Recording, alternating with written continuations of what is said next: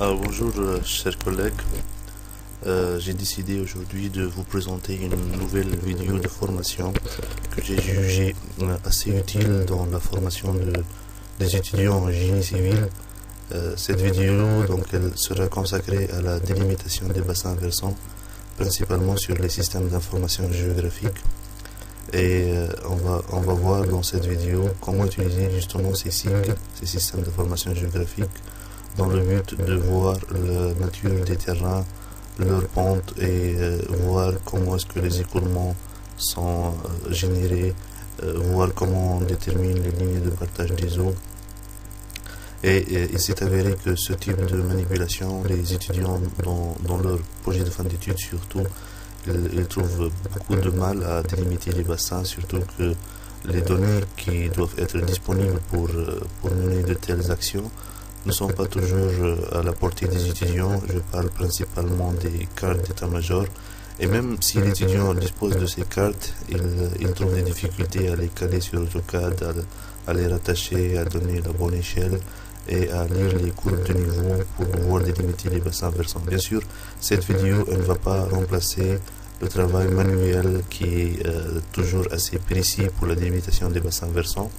Mais il s'est avéré que l'exploitation des capacités des SIG, systèmes d'information géographique, est assez essentielle dans notre vie d'ingénieur civil, vu qu'elle nous permet de mener des calculs fastidieux rapidement, de délimiter des zones rapidement et de connaître certaines caractéristiques de nos projets, moyennant les données que peut nous fournir ces SIG.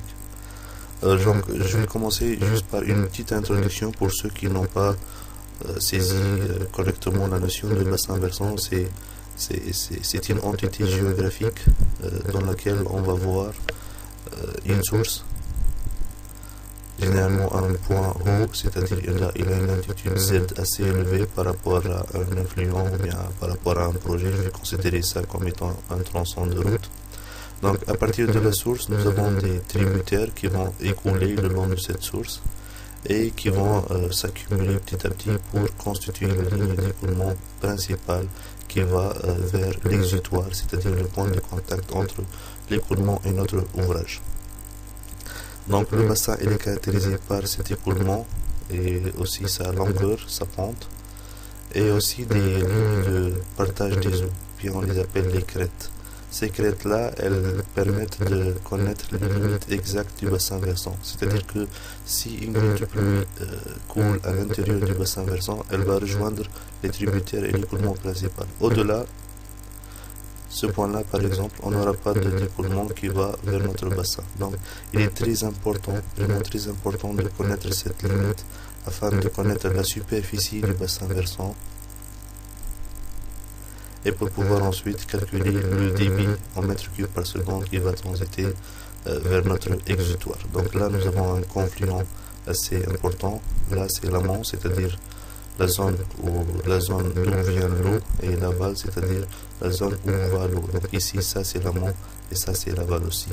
Donc ça, c'est une image générale d'un bassin versant. Et un bassin, il peut être constitué par des sous-bassins versants qui peuvent être en série ou bien en parallèle. Donc ce que je demande ici, c'est de retenir c'est quoi la ligne de partage des eaux ou bien les lignes de crête, les lignes d'écoulement ou bien le talweg, l'exutoire, et puis le terrain naturel il sera décrit par des points X, Y, Z qui permettent de connaître cette géométrie et de connaître le sens de l'écoulement et l'emplacement de l'écoulement principal. Donc ça c'est concernant une vue générale du bassin et ses caractéristiques. Alors, on se pose la question, pourquoi est-ce qu'on va délimiter ce bassin versant? Pourquoi est-ce qu'on a besoin de connaître sa surface? Pourquoi on regarde tous ces paramètres? Parce que il faut connaître les caractéristiques physiques des bassins versants, qui sont la surface en kilomètres carrés, généralement exprimée en kilomètres carrés, le périmètre de mon bassin, qui est généralement exprimé en kilomètres, les altitudes maximales et minimales, Zmax, Zmin, qui sont exprimées en mètres, la pente moyenne de mon écoulement et la longueur de l'écoulement. Donc ça, ce sont les caractéristiques physiques qu'il faut tirer à partir de ce bassin pour estimer le débit qu'il va qu'il va provoquer au niveau de l'exutoire, au niveau de la route. Donc pourquoi nous cherchons ces caractéristiques physiques? Nous avons déterminé la surface, le périmètre, qu'est-ce qu'on va faire avec? Et bien tout simplement pour connaître la dimension de cet ouvrage. Donc sur cette photo, vous avez ici un débit à évacuer, une quantité d'eau à évacuer qui est exprimée en mètres cubes par seconde. Là, vous avez l'écoulement, ou bien le lit de l'oued. Ici, on remarque que l'oued, il est marqué. On voit bien son lit mineur et son lit majeur. Ça, ce sont les berges de mon écoulement. Et donc, en connaissant ce débit à évacuer, les méthodes de calcul hydraulique, ils vont me permettre de concevoir un ouvrage pour lequel je dois déterminer la largeur et la hauteur. Cette hauteur d'eau ne doit pas dépasser une certaine limite pour ne pas déborder et inonder les zones avoisinantes. La vitesse de l'eau doit être inférieure à 4 mètres par seconde, par exemple, au niveau des ouvrages qui sont construits en béton armé. Donc, les conditions pour dimensionner ça, c'est la hauteur d'eau à l'amont et à l'aval et dans l'ouvrage, et puis la vitesse de l'eau. Donc, les calculs hydrauliques, vous avez les cours de calcul des ouvrages hydrauliques et vous pouvez vérifier un tableau facilement compte tenu du débit à évacuer.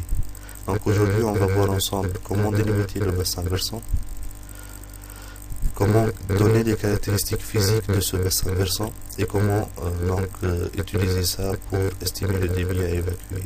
Bon, estimer le débit, ça nécessite l'exploitation de certaines formules qui soient empiriques ou bien physiques, mais en tout cas, aujourd'hui, on va voir comment arriver à donner ce que j'ai donné ici, les surfaces, les périmètres, les altitudes, pentes et les longueurs des écoulements à partir des systèmes d'information géographique. Alors, les outils qu'on va utiliser aujourd'hui sont principalement Google Earth, qui va nous permettre de situer notre route pour laquelle on va délimiter le bassin versant. On va utiliser un nouveau logiciel qui est Global Map, c'est un logiciel SIG, c'est la base de notre travail, et puis Excel. Alors, on va utiliser pour la délimitation un modèle numérique de terrain qui est le SRTM. Donc ici c'est Shutter Radar Topography Mission, qui a été élaboré dans un cadre d'études élaborées par le NASA et le Jet Propulsion Laboratory du Japon. Donc ce modèle il a été établi dans le but de caractériser les altitudes partout dans le monde grâce à un modèle radar, et vous pouvez visiter le site de ce modèle pour voir les publications qui ont été faites sur le SRTM, le rapport sur la précision du modèle et les différentes versions du modèle. Donc là, c'est une carte globale du monde à partir du modèle SRTM qui nous donne l'altitude pour n'importe quel point du globe avec une certaine précision. On va directement maintenant sur Google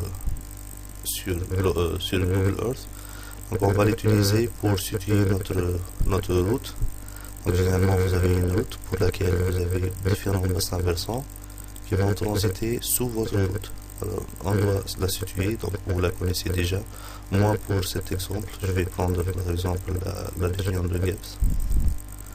Je vais m'approcher un peu de quelques reliefs assez difficiles pour illustrer de bons résultats. Je vais prendre par exemple ici ce tronçon de piste. Ce que je vais commencer par faire, c'est de faire ajouter un trajet. Ajouter trajet, ça me permet de dessiner la route que je vais utiliser. Allez, je vais l'appeler route. Je vais cliquer ici et je vais suivre cette route. C'est approximatif, hein, c'est pas la peine de rentrer dans des détails qui ne soient pas intéressants. C'est juste suivre cette route pour montrer son trajectoire parce qu'on va l'utiliser pour la délimitation.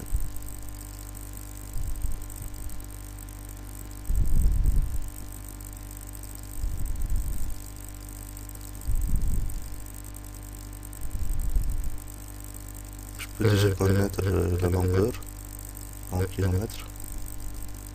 C'est 8 km, bon, c'est largement suffisant. On va se contenter de ça. Je vais faire OK.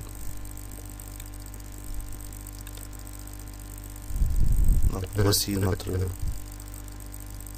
route affichée ici. Je peux l'afficher comme je peux la désactiver. Je vais faire un zoom arrière sur Google Earth. Je vais cliquer deux fois sur route. Voici ma route. Je vais faire le bouton droit propriété. Je vais changer le style et la couleur. Je vais mettre la couleur rouge. Et 2 pixels pour la largeur. Voilà, donc ça c'est le tronçon de route qu'on va étudier. Et il est clair ici que les bassins versants vont être de ce côté. Puisque là vous avez des montagnes qui vont provoquer des écoulements vers la route. Et là c'est l'aval, donc il n'y a pas de retour d'eau, a priori, donc on doit vérifier ça après. Il n'y a pas de retour d'eau d'ici, donc les bassins versants seront principalement situés ici. Donc pour avancer, je vais faire bouton droit, enregistrer le lieu sous. Donc le format d'échange avec le logiciel Google Earth, c'est le format KMZ. Donc on va faire enregistrer le lieu sous. Je vais aller vers un répertoire, formation BV. Donc je vais mettre route.kmz, enregistrer. Donc là, les caractéristiques de cette route, sa longueur et sa position en longitude latitude ont été enregistrées dans mon répertoire bassin versant. Voilà. Donc maintenant on va passer à Global Map, le logiciel qui va être utilisé pour la délimitation des bassins versants. Donc sur Global Map, on va commencer par importer la route que nous venons de tracer sur Google Earth. Donc je vais faire Open Your Own Data Files, ouvrir nos fichiers personnels. Je vais directement vers bassin versant, formation BV.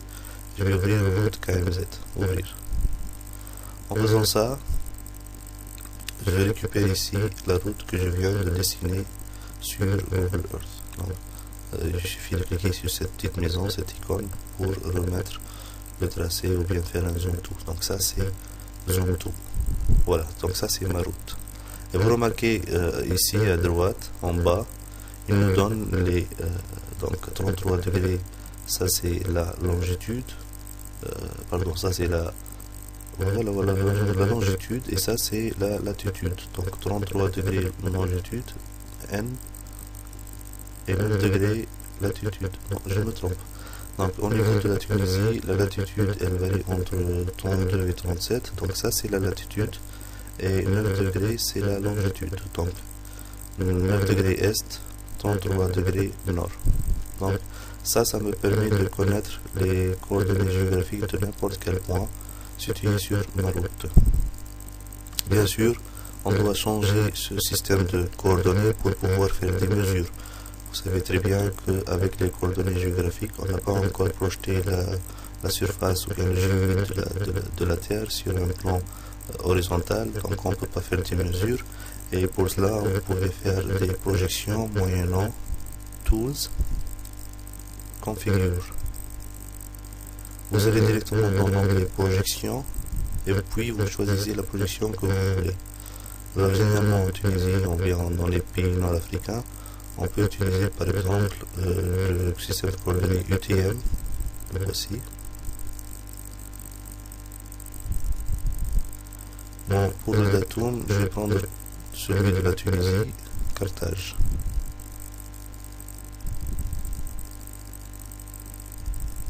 Le voilà.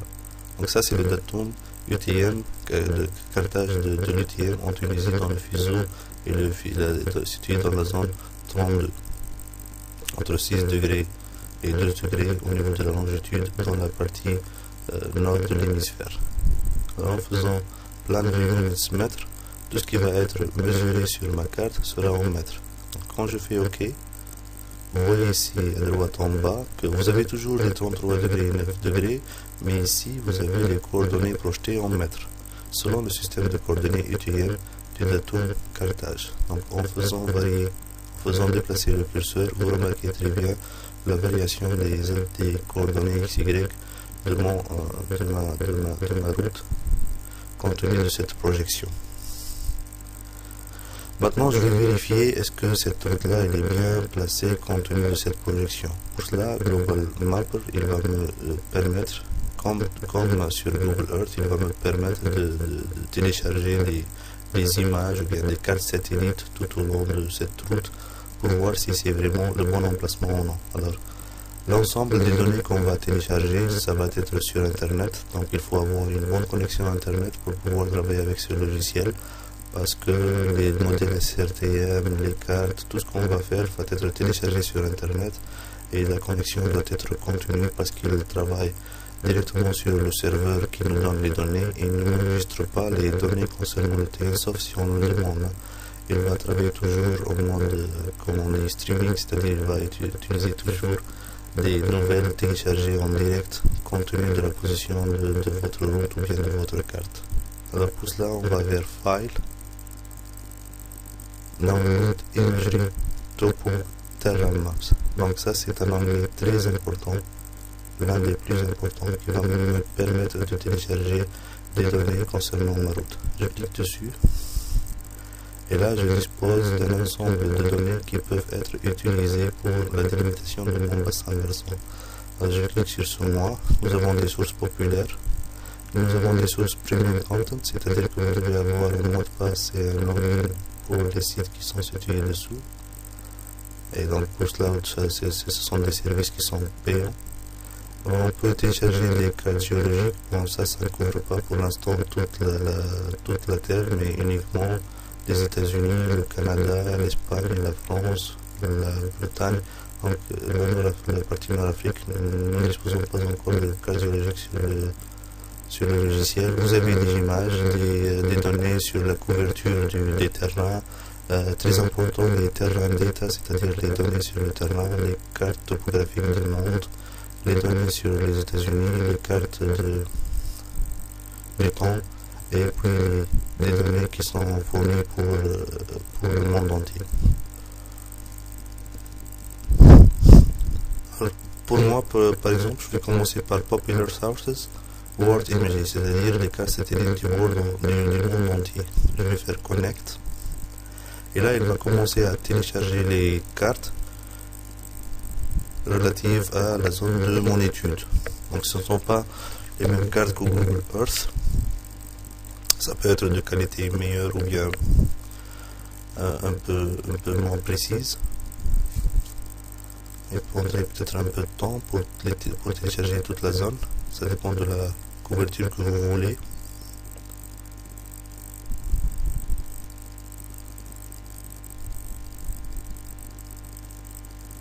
Voilà. Donc là, nous avons la route que nous avons délimitée sur Google Earth. Et là, vous avez les montagnes qu'on a choisies pour la délimitation des bassins versants. Donc, je vois déjà que la route elle est bien située et que la projection a été bien faite et que ma route elle est dans la bonne position.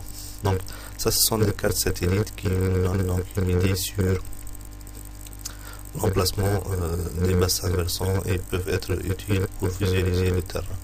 Alors, il y a une petite fenêtre qu'on doit garder toujours ouverte, Tools Control Center.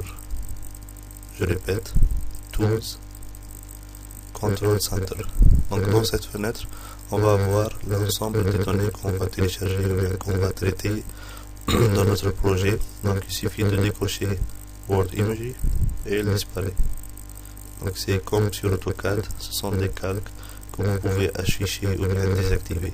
Et si vous voulez éliminer World Imagery, il suffit de faire Close Overlay et faire Yes.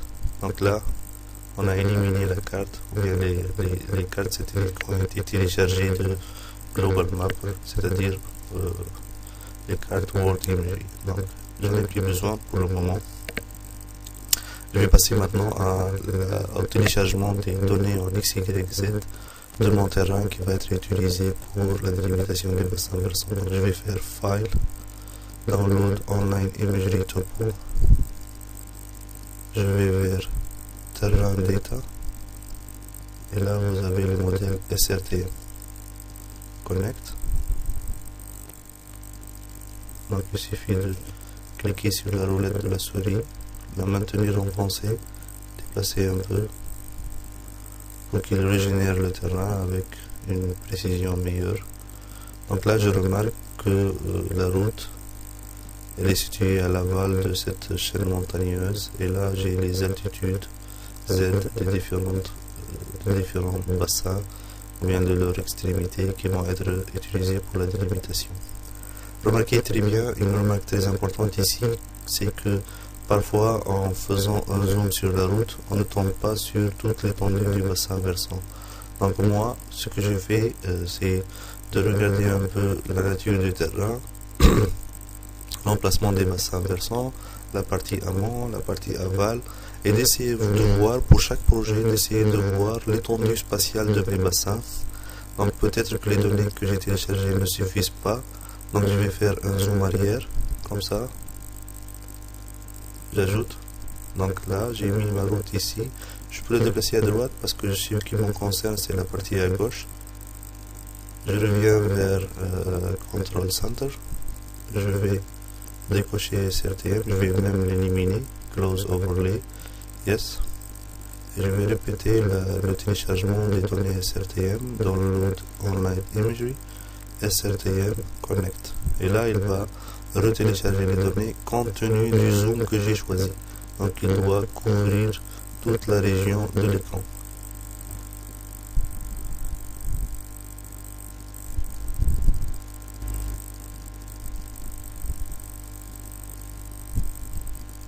Voilà. Donc là, je vois très bien que ça c'est la chaîne montagneuse qui va provoquer les époulements vers ma route. Donc je vais faire un zoom assez étendu sur ma route. Donc je considère que ce rectangle est assez suffisant pour délimiter mes bassins versants. Donc je vais faire un zoom fenêtre dessus, comme ça.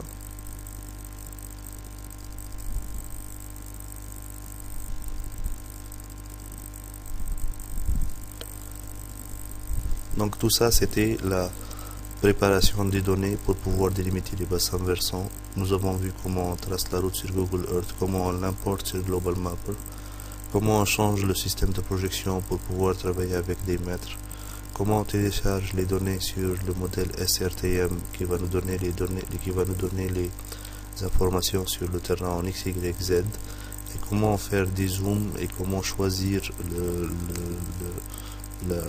la partie du terrain qui m'intéresse pour pouvoir commencer la délimitation des bassins versants.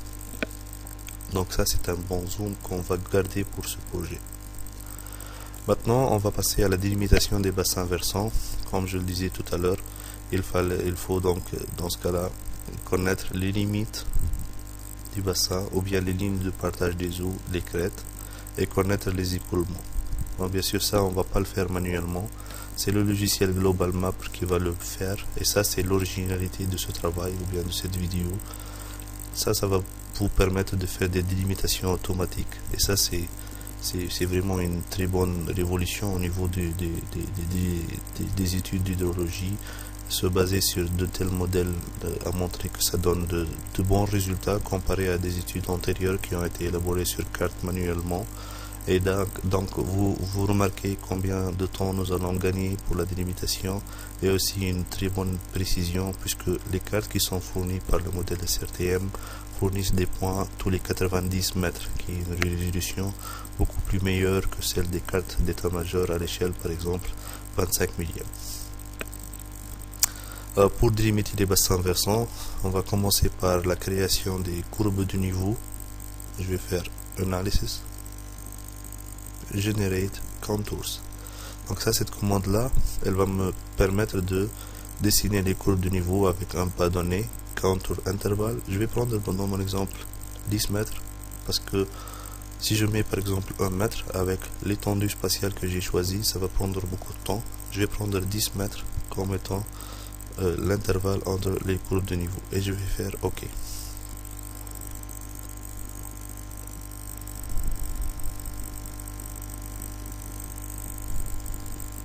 Voilà mes courbes de niveau.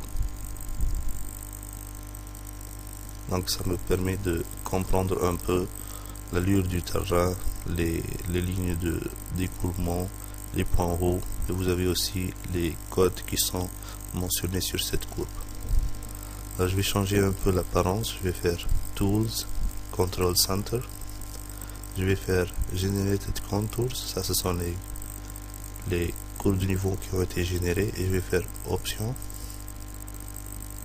je vais vers Area Style, Use Same Style for All Features, et je vais faire Fill Pattern Non Fill, c'est-à-dire entre les courbes de niveau, je veux pas voir cette couleur verte. Je vais faire OK, OK, voilà.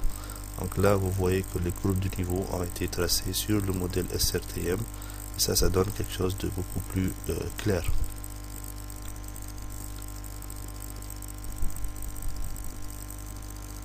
Par exemple, vous pouvez aussi voir toute cette configuration en 3D. Donc là, vous avez la petite icône ici en haut, 3D, vous cliquez dessus. Et le logiciel, il va commencer à dessiner la configuration du terrain en 3D pour voir et pour comprendre l'allure de votre terrain naturel.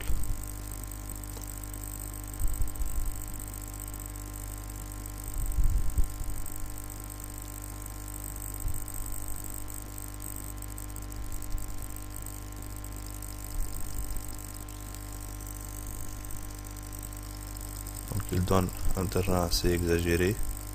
Je clique ici.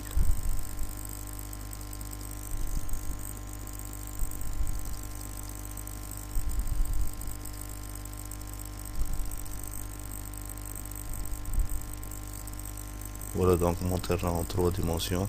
Peut-être que j'aurais dû éliminer par exemple les courbes de niveau parce que c'est assez encombré comme ça. Je vais revenir. Donc je vais toujours vers ma fenêtre. Je vais décocher Generated Contours.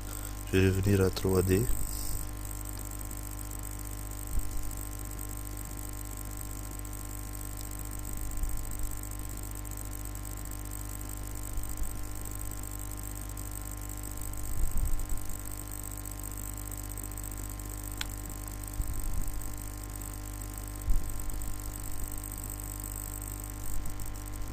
Voilà donc mon terrain en 3D que je peux exagérer un peu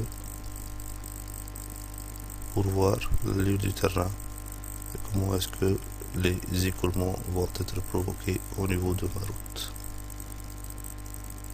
Vous pouvez même enregistrer cette image en cliquant sur enregistrer.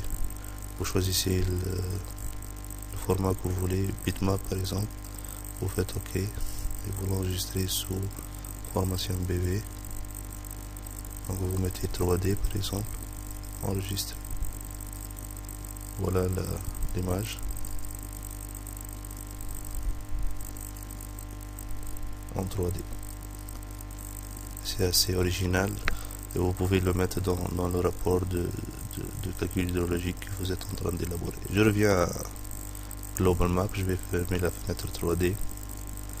Donc maintenant, comme je le disais, nous avons généré les contours dans le but de connaître l'allure du terrain. Je vais fermer les contours et je vais commencer réellement la délimitation des bassins versants. Pour cela, on utilise la commande Analysis, Generate Watershed. Watershed, ça veut dire bassin versant. Donc générer les bassins versants. Et là, je vais avoir une petite fenêtre qui va me demander certaines informations sur la méthode que nous allons utiliser pour la délimitation des bassins versants. Alors il y a une information que je vais faire quand je vais y revenir. Il y a une information que je voulais donner, c'est que puisque les bassins versants proviennent de cette zone, ça peut être de cette zone-là, ça peut être dans les deux zones pour notre projet. Mais dans ce projet précis, je remarque que les bassins versants sont à gauche de ma route. Donc je vais dessiner avec l'outil de digitalisation ici. Je vais dessiner une surface.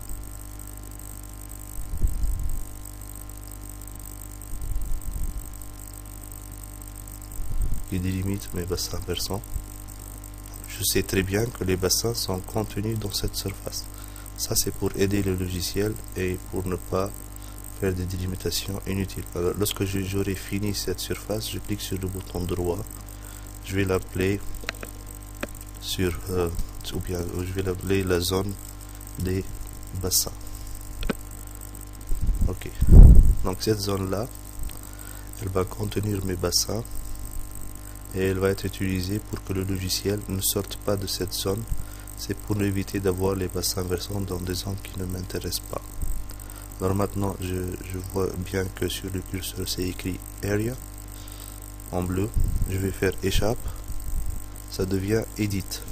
Donc je clique à l'intérieur de cette surface. Donc ça c'est ma surface. Je laisse cette surface sélectionnée et je reviens vers Analysis, Generate Watershed.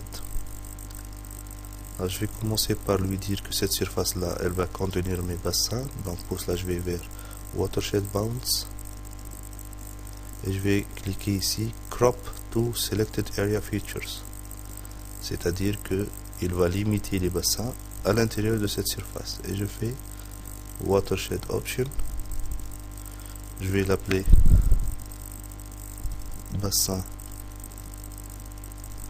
versant de la région. Ça c'est le nom. Alors ici nous avons Stream Cell Count ou bien Stream Drainage Area. On va travailler avec Stream Drainage Area, c'est-à-dire la superficie minimale de drainage. Alors là on peut spécifier la superficie minimale des bassins versants qu'il va utiliser. Et ça c'est très important. Par exemple, si vous avez une route, par exemple, nationale qui traverse des plaines qui sont assez proches de la mer et que vous remarquez que les bassins versants sont de très grande taille. Donc ça, ce sont des constatations que vous pouvez faire sur Google Earth ou bien sur une carte d'état-major ou bien avec le concepteur de votre projet. Si vous avez des bassins versants de grande taille, moi je vous conseille d'utiliser 1 km² square kilometers pour votre bassin versant minimal. C'est-à-dire que les bassins versants que va calculer le logiciel Global Map auront une superficie minimale de 1 km². Imaginons par contre si vous avez une petite piste qui traverse un milieu assez montagneux et que les bassins sont de superficie dans la plupart des cas inférieure à 1 km². Dans ce cas-là, on peut utiliser du 10 hectares.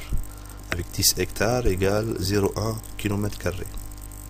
Donc personnellement, je conseille toujours d'utiliser 10 hectares pour les zones dont les bassins versants sont a priori petits et je peux mettre 1 km² si les bassins sont de grande taille.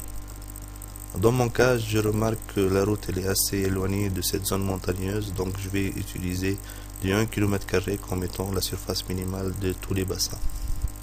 Alors ici, on va négliger les écoulements dont la longueur est inférieure à 1 mètre. Et puis il y a un troisième paramètre important, c'est-à-dire qui est la dépression. Donc imaginons que le logiciel il va commencer à regarder les écoulements vers notre route. Il se pourrait qu'il se retrouve dans une zone de dépression, le terrain il présente une certaine dépression. Le logiciel il va s'arrêter ici parce que pour lui l'eau ne peut pas remonter une pente. Mais lors de la délimitation des bassins versants, on dit toujours qu'il faut spécifier une hauteur maximale de dépression pour laquelle le logiciel il va considérer que cette dépression n'existe pas et il va continuer. Et ça c'est très utile au niveau des délimitations des bassins versants de connaître cette histoire de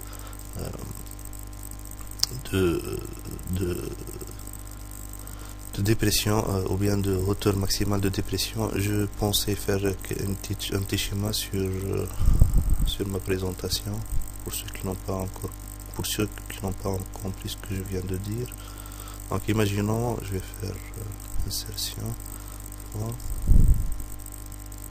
Imaginons que nous avons un écoulement comme ça, ensuite une petite dépression de ce type, ensuite une autre pente vers l'aval. Donc lorsque le logiciel il va considérer que l'écoulement il va suivre cette pente, en arrivant ici il se dit peut-être que ça c'est un point de rejet, ça peut être une zone comme un lac ou bien une subra ou bien n'importe quelle surface plane qui peut réceptionner mon écoulement. Or pour moi des dépressions dont la hauteur elle est inférieure par exemple à 2 mètres, je vais lui dire vous allez considérer que cette surface là n'existe pas et que l'écoulement il va continuer. Et ça, il faut faire attention à la spécification de cette dépression maximale.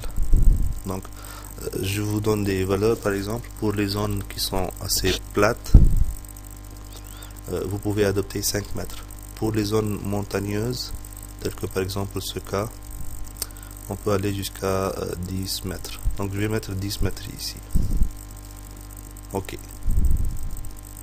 Donc je vérifie, ici c'est crop to selected area, 1 km², les écoulements supérieurs à 1 mètre, la dépression maximale c'est 10 mètres, et je vais faire OK. Le logiciel, il va faire la délimitation des bassins versants qui vont être présentés avec des couleurs ici.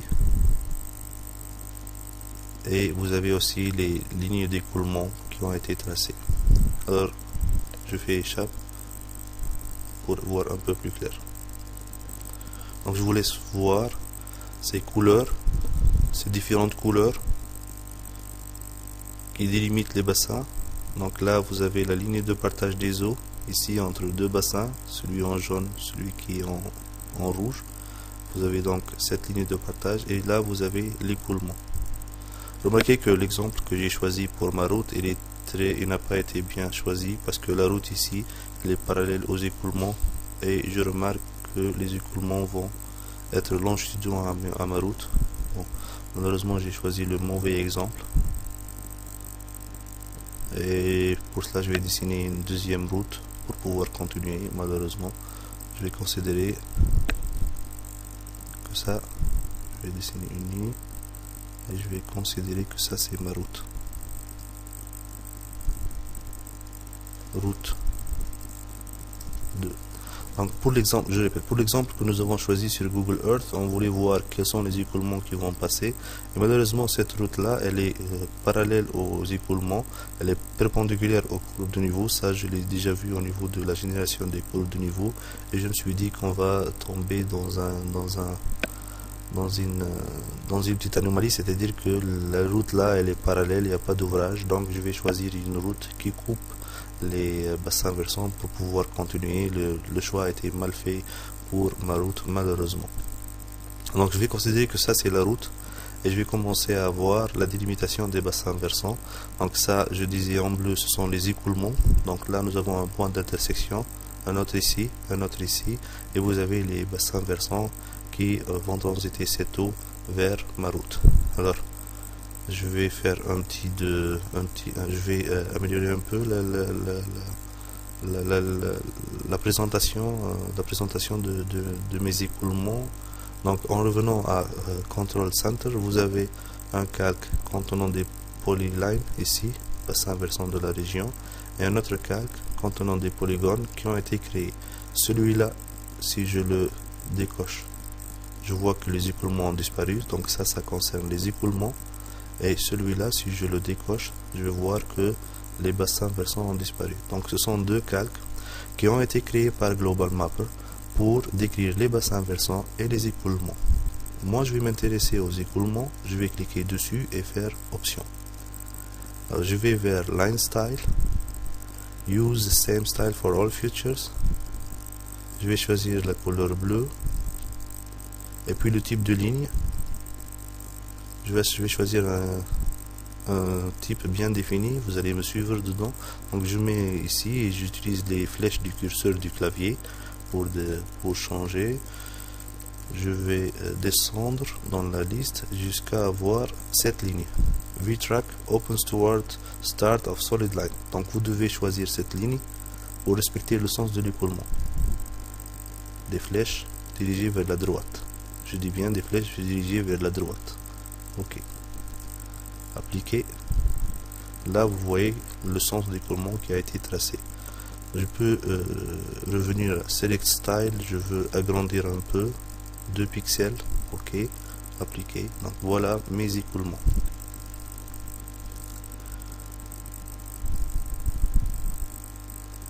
Donc vous remarquez la puissance des modèles numériques de terrain et ce qu'ils nous permettent d'avoir comme résultat pour la délimitation des bassins versants. Maintenant, on va commencer à voir les surfaces de ces bassins versants qui concernent ma route. Donc vous voyez ici qu'il y a d'autres écoulements, bien d'autres bassins versants qui sont au-delà de la zone montagneuse. Donc l'écoulement est assuré vers l'autre région. Donc ça ne me concerne pas. Ce qui me concerne, ce sont les bassins ici, jusqu'à cette limite. Parce que ces deux bassins-là, ils vont assurer un écoulement ici, qui ne concerne pas ma route. Donc la première chose à faire, c'est de comprendre le sens de l'écoulement comme je viens de le montrer, et les bassins qui sont responsables des écoulements qui vont transiter à travers ma route. Alors je vais faire un zoom fenêtre ici. Donc vous remarquez que ça c'est un petit bassin en série avec celui-là. Puis il y a une jonction et ils vont transiter à travers cet écoulement qui concerne tout ce bassin.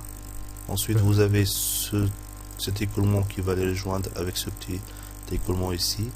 Ensuite celui-là, en avançant, nous avons aussi celui-là. Et tout ça va être accumulé pour rejoindre cet écoulement au niveau de ma route. Donc tous ces bassins concernent cet exutoire. Et donc tout ça, ce sont des bassins qui vont donner un écoulement ici. Alors pour les délimiter, je dois voir, bien je dois regarder leurs limites.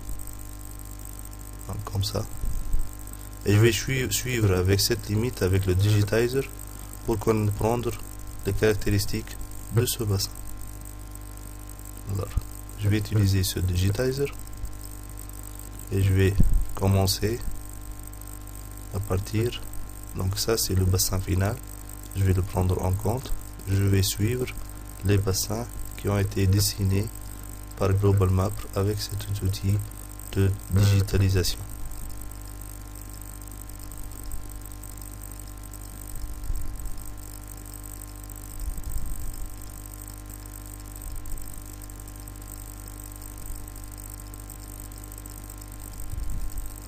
Donc là, je peux revenir ici, mais je me trompe, parce que ce bassin aussi, il va créer un écoulement qui va transiter vers ma route. Donc je dois continuer dans ce sens.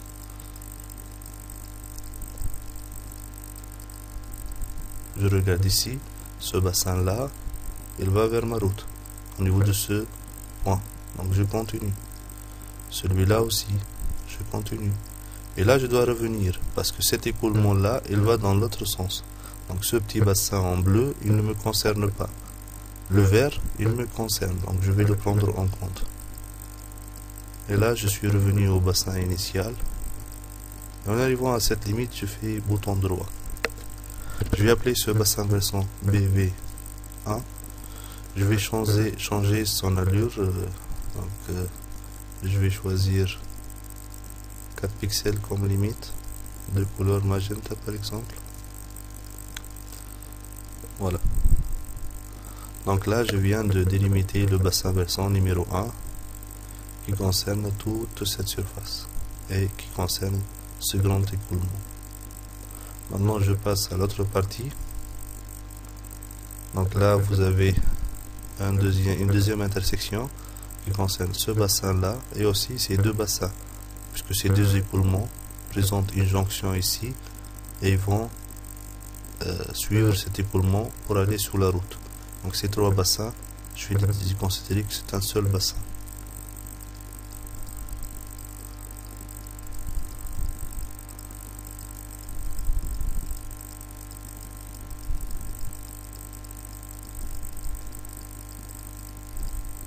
Bouton droit, BV2, bassin versant numéro 2, Specify Style, je vais mettre 5 pixels de couleur magenta. Donc ça c'est le deuxième bassin. Nous avons aussi un troisième bassin.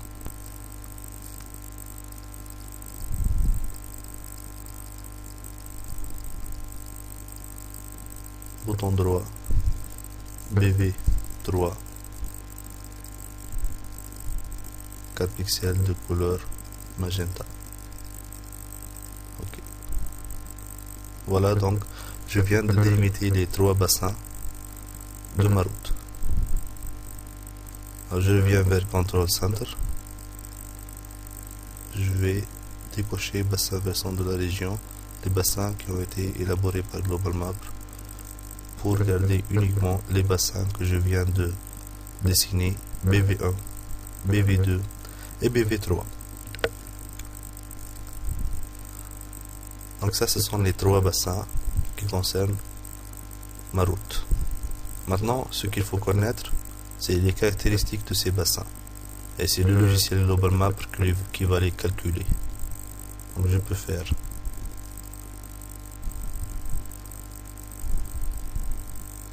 donc si vous regardez le curseur, c'est écrit Area sur mon curseur. Je vais faire échappe pour avoir, comme tout à l'heure, Edit.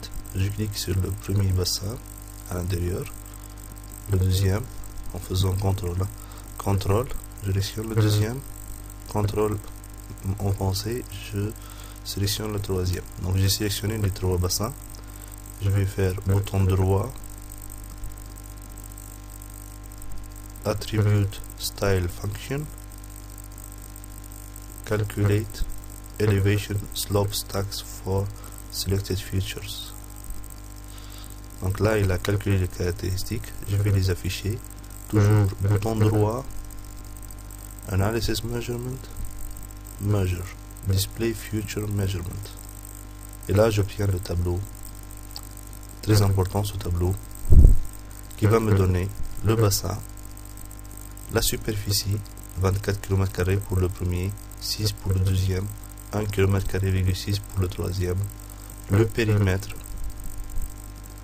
l'élévation minimale, l'élévation maximale, donc Z-min et Z-max, et à la fin, vous avez average slope, c'est-à-dire la pente moyenne, 5,24, 6,92, 6,68. Donc tout ça, on va plus le faire à la main, on va pas utiliser une calculatrice pour calculer tout ça. Tout ça, c'est calculé avec un système d'information géographique que vous pouvez même exporter en format CSV dans votre répertoire. On va l'appeler caractéristiques physiques enregistrées. Donc ensuite, vous pouvez utiliser Excel. Bon, on peut lui changer l'extension, par exemple. Je vais mettre du DXT.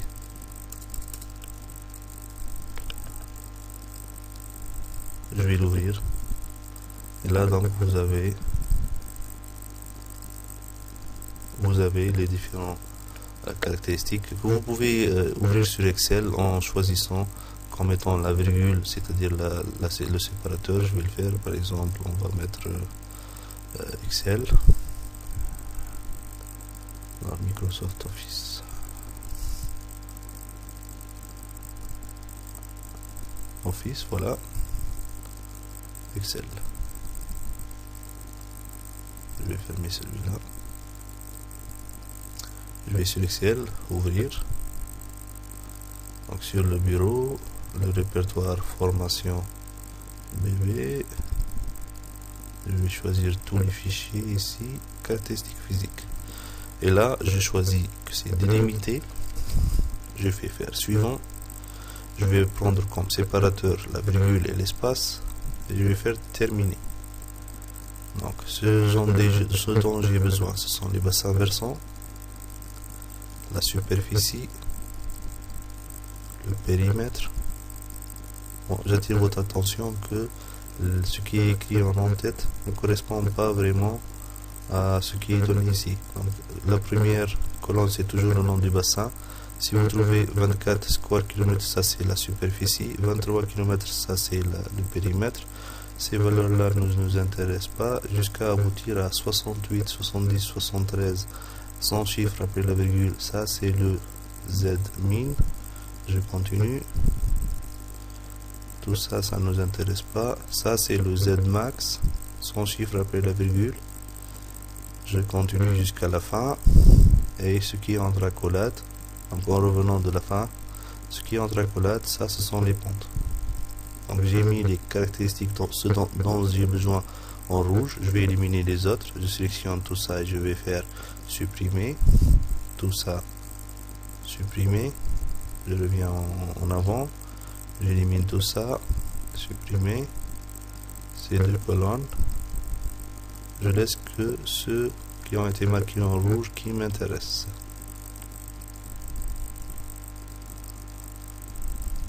Voilà. Ça, ce sont les bassins versants. Ça, c'est S en kilomètres carrés. Ça, c'est le périmètre en kilomètres. Ça, c'est Z max. Z min, pardon. Ça, c'est Z max. Et ça, c'est la pente I en pourcentage. Oui.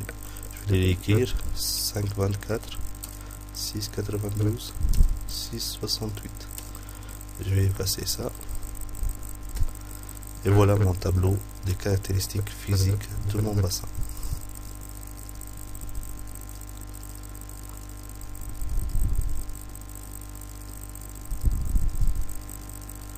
Bon, bien sûr, ensuite, vous pouvez utiliser la superficie,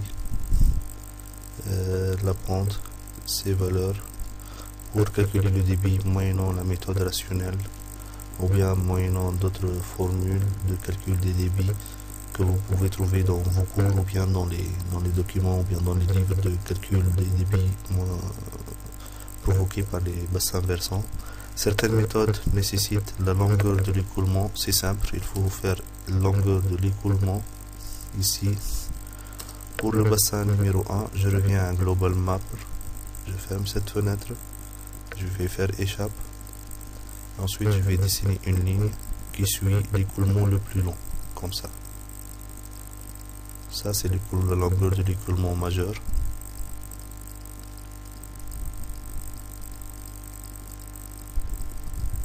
En arrivant ici, je fais bouton droit et je récupère la longueur, 9,28 km. Il suffit de la noter ensuite sur Excel, 9,28. Donc, la longueur de l'écoulement en kilomètres. Ensuite, on passe au deuxième bassin. Je vais faire cancel. Le deuxième bassin, ça c'est le plus long écoulement. Bouton droit, 2,71 km.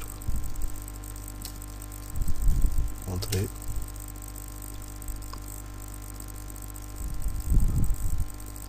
Le troisième, c'est pas trop long, c'est 300 mètres comme étant la longueur d'écoulement. Voilà. Par exemple, la méthode rationnelle, c'est C fois I fois A. Avec A, c'est la superficie, vous l'avez déjà ici. C, c'est le coefficient de ruissellement que vous pouvez déterminer à partir de la nature du terrain, de la couverture, si c'est une forêt ou bien si c'est une zone urbanisée. Et puis l'intensité, elle fait intervenir le temps de concentration et les paramètres pluviométriques A fois TC à la puissance P. Le temps de concentration, par exemple, certaines formules font intervenir la superficie et la pente. Mais ce que je vous demande de bien regarder et de bien cerner, c'est toujours les unités. Et je le répète toujours, les unités. Les formules que vous allez utiliser en calcul d'hydrologie, ce sont des formules généralement empiriques basées sur l'expérience. Et en essayant de les appliquer, il faut toujours voir dans les commentaires de la formule quelle unité on doit choisir. Est-ce que la pente doit être en pourcentage? Est-ce qu'elle doit être en mètres par kilomètre? Est-ce que c'est en centimètres par mètre? Et vous devez faire les conversions qu'il faut. Généralement, la superficie, c'est toujours en kilomètres carrés. Voilà, ça ce sont les caractéristiques que vous pouvez utiliser déjà pour délimiter votre bassin versant, pour calculer les paramètres et le débit qui va être évacué par ce bassin versant, et puis vous passez au calcul hydraulique pour la détermination de L et H. Et j'espère que je consacrerai un peu de temps pour démontrer comment on calcule ce débit et comment on dimensionne ces ouvrages moyennant quelques méthodes qui sont utilisées au niveau des bureaux d'études. Voilà, donc ce que je voulais faire à partir de cette vidéo, c'est de vous montrer comment délimiter les bassins, comment regarder les écoulements, comment déterminer les caractéristiques qui sont très importantes à la délimitation des bassins versants.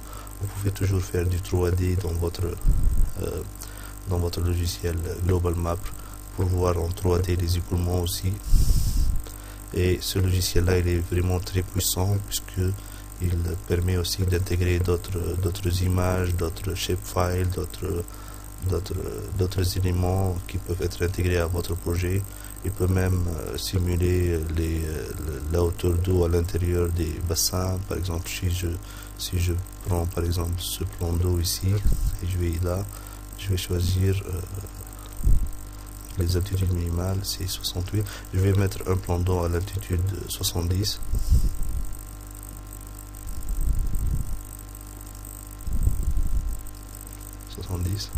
Appliqué. Donc vous voyez ici l'inondabilité. Vous pouvez augmenter un peu. Vous pouvez mettre 72. Ça c'est la zone inondée à l'altitude 72.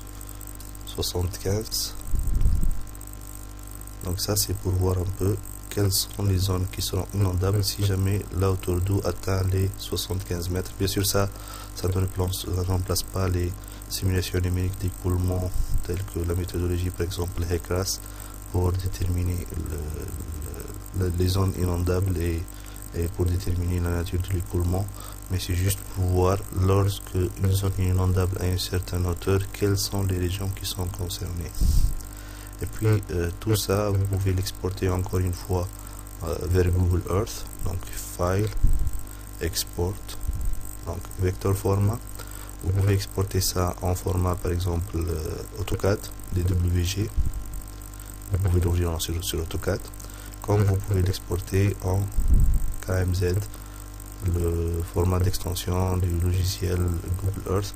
Mais je précise bien que vous devez avoir un système de projection donné si vous voulez exporter en AutoCAD et avoir les mesures en mètres. Donc, je vais l'exporter en KML, KMZ. Ok. Je vais l'appeler bassin, enregistrer. Puis je vais vers Google Earth. Je vais faire fichier ouvrir. Sur le bureau. Bassin, ouvrir.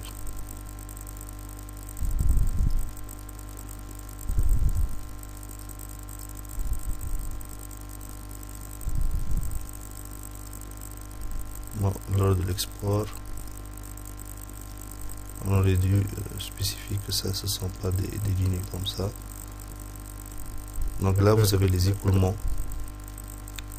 qui vont être dessinés directement sur Google Earth et ça vous permet de connaître les limites de vos bassins et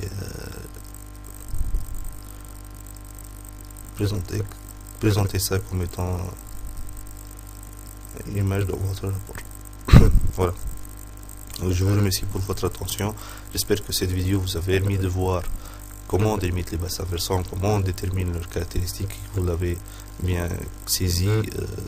Bien sûr, je vous propose de regarder un peu plus le logiciel Global Map, d'y passer un peu de temps, parce qu'il offre beaucoup d'autres choses. Moi, je viens de t'expliquer ce qu'il permet de faire pour arriver à la délimitation des bassins versants, mais vous pouvez l'utiliser pour caler des cartes, pour mettre vos routes sur des cartes géologiques, par exemple, et ainsi de suite.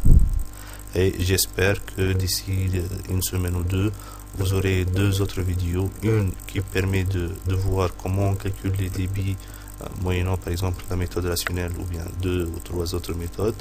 Et ensuite une troisième vidéo pour le calcul des ouvrages hydrauliques, leur vérification, voir le régime d'écoulement, si c'est du torrentiel, si c'est du fluvial, voir comment on dimensionne les ouvrages en déversoir ou bien selon la méthode GTAR du guide technique de l'assainissement routier français du CETRA.